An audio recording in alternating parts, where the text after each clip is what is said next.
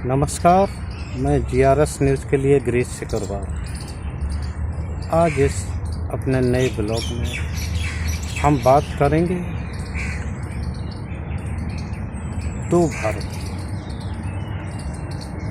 आप ये सोच रहे होंगे कि दो भारत की बात मैंने क्यों की, तो आपको मैं बता दूं कि भले ही हम और आप अनेकता में एकता, हिंद की विशेषता या समानता की बात करते हैं, लेकिन मैं आपको आंकड़े के समक्ष ये बताना चाहूँगा कि इस समय देश दो वर्गों के मध्य बंधा है। एक वर्ग वो है जिसे कि अपने खाने कमाने के लिए सारे दिन मशक्क़त करनी पड़ती है और इसके बावजूद भी उसे ढंग का खाना मैसर नहीं, जबकि दूसरे वो भारत है जो कि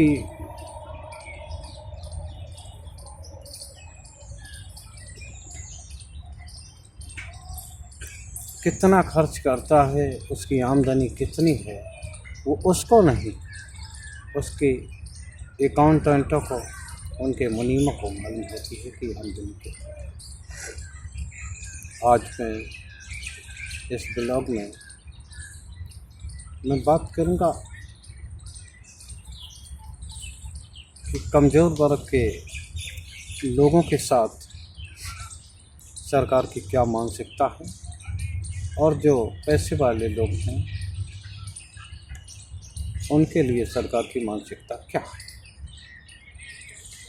मैं आपको बता दूं कि कमज़ोर वर्ग के लोग जब कभी अपने ज़रूरतों के लिए बैंकों से ऋण लेते हैं या सरकार के समक्ष किसी भी योजना के लिए जाते हैं, तो उनके साथ दुर्व्यवहार होता है। कोई भी बैंक उन्हें साधारणतया लोन देने के लिए तैयार नहीं। अगर वो लोन लेना भी चाहें, होम लोन या अन्य किसी व्यवसाय के लिए छोटे पूरे भी लोन लेना चाहें, तो उन्हें सबसे पहले अपनी घर गृहस्थी या अन्य बहुमूल्य चीज़ें बैंक के पास गिरवी रखनी पड़ती, या आपको कोई ऐसा गारंटर हो जो आपकी गारंटी ले सके, तब आपको लेना। दूसरे को वह भारत है जो चकाचौंध में डूबा है और वो लोग बिना किसी गारंटी के केवल एक फ़ोन के सहारे लोन ले सकते हैं। जो एक छोटा भारत है, उसके लिए केवल 5 किलो अनाज ही सरकार मुहैया कर ले काफ़ी हो जाता है। और दूसरी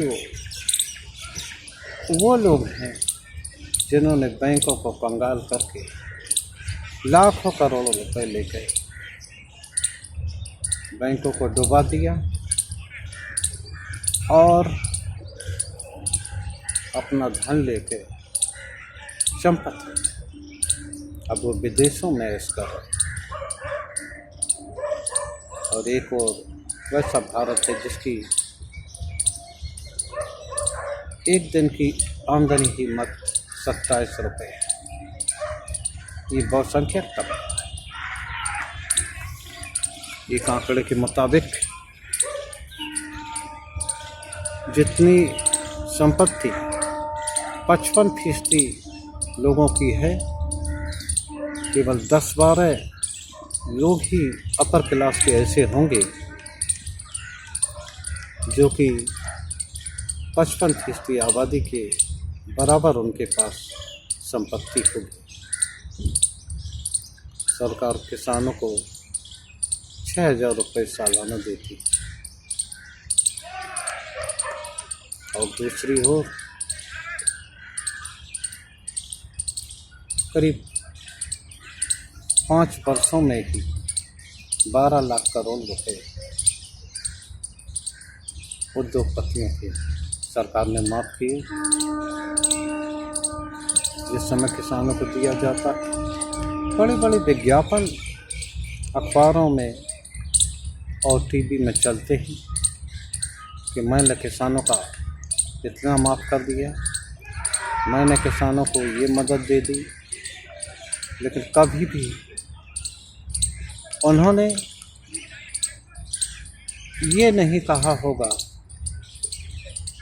कि फलाने उद्योगपति को मैंने इतना कर्ज माफ़ कर दिया। क्यों? क्योंकि वो उद्योगपति हैं जो कि उन्हें चुनाव लड़ने में मदद करते हैं। बेचारा गरीब आदमी तो दिन भर खटता है और अपनी ज़रूरत के लिए सरकार के सामने हाथ फैलाए खड़ा। गरीब आदमी क्या करे, क्या खिलाए, क्या रोजगार करे? उसका तो एक एक दिन अगर सकुशल गुजर जाए तो वो भगवान को धन्यवाद देता है कि चलो आपने एक दिन निकाला। और दूसरे ओर वो भारत के लोग हैं जो करोड़ों रुपए अरबों रुपए अपने अय्यासियों पर फूकते हैं, सत्ताधीशों को अपने जेब में रखते हैं और बैंकों का कबाड़ा करके वो जो आम जनता है जो अपने करों से सशक्त बनाती है उनका मजाक होता है।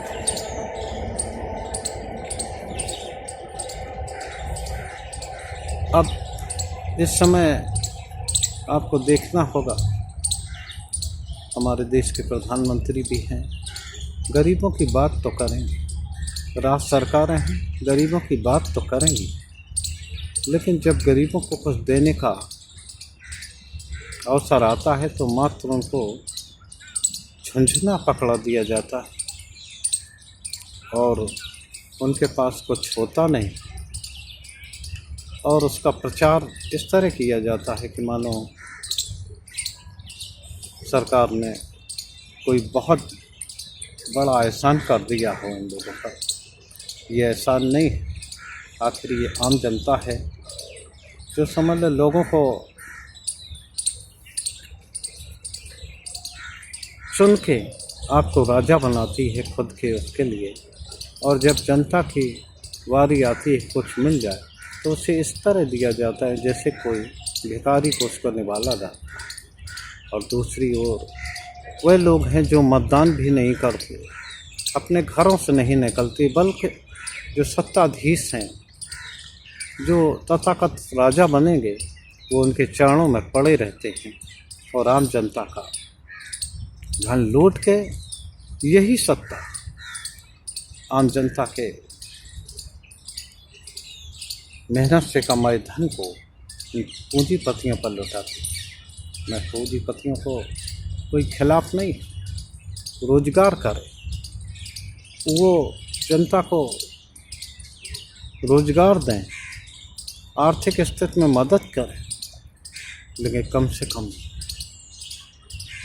वो गरीबों का मजाक तो ना हो। कई बार हमारे जनप्रतिनिधि हैं वो भी ऐसी बात करते हैं, आखिर जनप्रतिनिधि का क्या करता है भाई? जनप्रतिनिधि आप इसीलिए बने कि जनता को सुख सुविधाएं दें, लेकिन आप वो जनता का मजाक उड़ाएंगे। और जो किसान अपनी मेहनत से फसलें उगाता है, बेचारा 27 रुपये डेली के आमदनी पर अपना गुजारा कर रहा है, उसे आप आतंकवादी कहें, उसे आप खालिस्तानी कहें, उसे आप छलुए कहेंगे? और किसान को तो मरने की भी फुर्सत नहीं होती। ये ध्यान रख लीजिए कि जिस दिन किसान ने अपनी छुट्टी मांगनी शुरू कर दी या काम करना बंद कर दिया, उस दिन देश का क्या होगा, ये तो सिर्फ कल्पना ही की जा सकती है। जिस अनाज को लेकर पूरे विश्व में भारत और भारत के प्रधानमंत्री अपना सीना चौड़ा किए रहते हैं, तो ये विपन्न किसान जो केवल 27 पैसे रोज में गुजारा कर रहा है कि ही धन की छाती है, उसकी मेहनत की कमाई है, जो आप इस समय पूरे विश्व को खिलाने के गर्वोक्त कर रहे हैं प्रधानमंत्री। सोचिए। हालांकि उद्योगपतियों को कोई सरकार रही हो, उद्योग लगाने के लिए उनने मदद की करनी चाहिए। आखिर वो देश की आर्थिक स्थिति में मदद करते और लोगों को रोजगार भी देते, लेकिन गरीब लोगों के या मध्यम वर्ग की मेहनत से कमाई रकम को अगर सरकार उद्योगपतियों को उड़ाए और गरीबों को 5 किलो अन्न दे के उसका मजाक उड़ाए, तो ये भी नाकाबिले बर्दाश्त है। और सभी लोगों को इस पर सरकार से प्रश्न पूछना चाहिए और अपने जनप्रतिनिधि से सवाल करना चाहिए कि आखिर आप यहाँ आए हैं तो आप आम जनता के लिए क्या करेंगे। अब सोचना आपको है कि आपको कैसे जनप्रतिनिधि चुनना।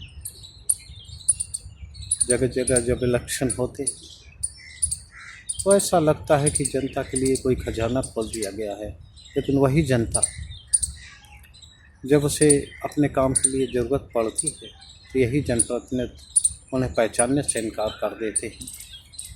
तो आप लोग ध्यान रखें, जनप्रतिनिधि सुने, राजा न चुने। और ये ज़रूर देखें कि आखिर इतनी असमानता दिनों दिन क्यों आती जा रही। एक तरफ वो भारत है जो दिन रात खटता है और सुबह से शाम तक काम करने के बावजूद 2 वक्त का निवाला नहीं कमा पाता। दूसरी ओर वो भारत है जो करोड़ों रुपए अपने ऐसा आराम पर खर्च करता है और बैंकों को कंगाल बनाता है। ये जो प्रश्न हमने उठाई, ये सब मैं आप पर छोड़ता हूँ, सोचिएगा ज़रूर। जय हिंद। ये देश हित में है और आपके भी हित में है कि आप मौजूदा सत्ताधीशों से सवाल पूछें और अगर वो सवाल देने से इनकार करें तो उनको खींच कर सत्ता से उतार दें। जय हिंद, जय भारत।